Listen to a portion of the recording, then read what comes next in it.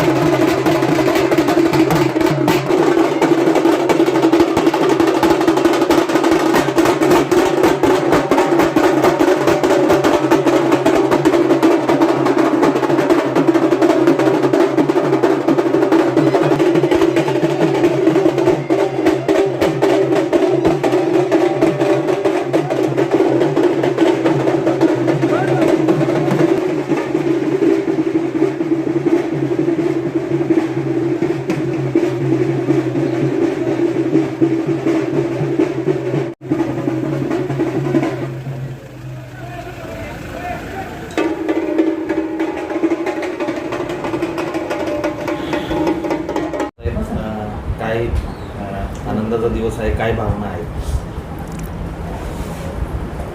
मला अतिशय आनंद होतो आहे की गेले 2 महिन्यापासून प्रत्यक्ष प्रचारामध्ये उतरून जवळजवळ 90% मतदारसंघाचा दौरा पूर्ण झालेला आहे।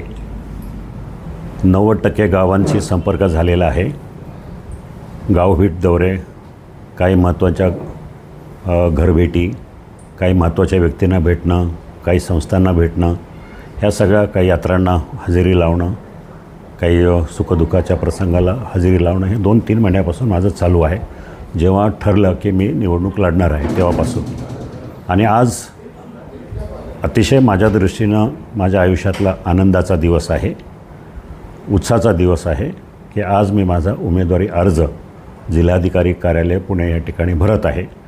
आणि ह्या कार्यक्रमासाठी अर्ज दाखल करण्यासाठी राज्याचे उपमुख्यमंत्री देवेंद्रजी फडणवीस, आमच्या पक्षाचे राष्ट्रीय नेते आदरणीय अजितदादा पवार, राज्याचे उद्योगमंत्री सन्माननीय उदयजी सामंत, चंद्रकांतदादा पाटील ही आणि माझे काही सहकारी आमदार मित्र, हे सर्व त्या फॉर्म दाखल करण्यासाठी उपस्थित राहणार आहे।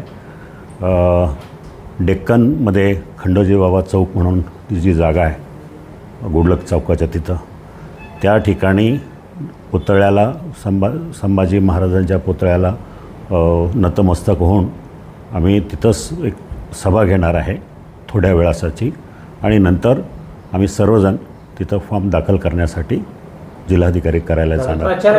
प्रचारात फिरलात तुम्ही, नागरिकांनी समस्या मांडल्यात, जबाबदारी खूप मोठी मतदारांनी ठेवलेली आहे। आज तुम्ही प्रत्यक्षात निवडणुकीला सामोरे जात आहेत, काय आव्हानं असणार आहेत सगळी? आव्हानं अशी काही नाही। तुम्ही जर विचार केला तर 20 वर्षापासून ह्या मतदारसंघाची इंच न इंच माती माझ्या ओळखीची आहे। समस्या ह्या मला अतिशय मनापासून माहिती आहेत। अंतःकरणाशी त्या समस्यात माझ्या काय करायचं याचा आराखडा माझ्या मनात तयार आहे।